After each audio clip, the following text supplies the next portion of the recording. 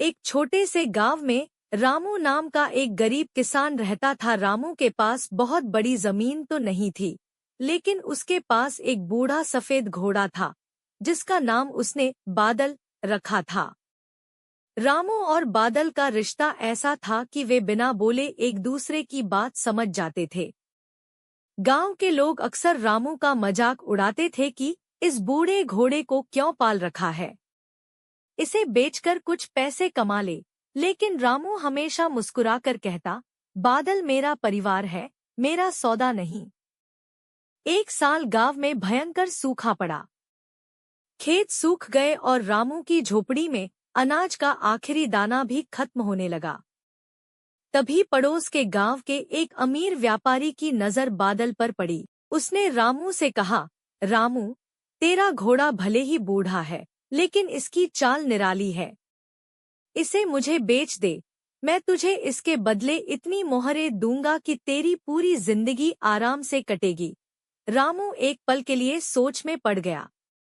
उसकी गरीबी उसे मजबूर कर रही थी, लेकिन जब उसने बादल की आंखों में देखा तो उसे अपना वफादार साथी नजर आया। उसने व्यापारी को साफ मना कर दिया। गांव वाले बोले, रामू, तू मूर्ख है, इस गरीबी में जान चली जाएगी, फिर भी इस जानवर को चिपकाए बैठा है।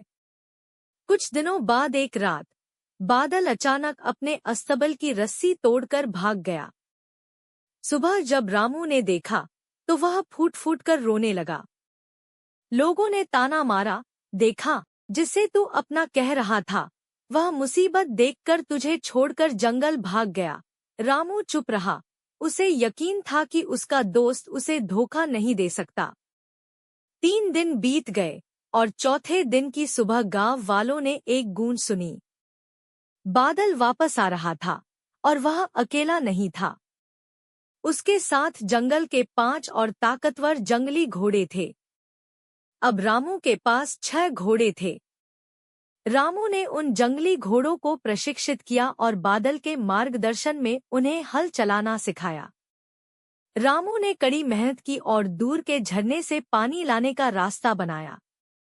सूखे के बावजूद रामू के खेत फिर से हरे भरे हो गए। रामू अब गांव का सबसे सफल किसान बन चुका था। उसने अपनी समृद्धि का उपयोग गांव में एक बड़ा कुआं खुदवाने के लिए किया, ताकि फिर कभी कोई किसान सूखे की मार न झेले। जब वही व्यापारी दोबारा आया तो रामू ने गर्व से बादल की पीठ पर हाथ रखा और कहा, साहब, दौलत मेहनत से कमाई जा सकती है, लेकिन वफादारी और सच्चा साथ दुनिया की किसी भी मंडी में नहीं मिलता। सीख: कठिन समय में जो आपका साथ न छोड़े, वही आपकी असली संपत्ति है। ईमानदारी और धैर्य का फल हमेशा सुखद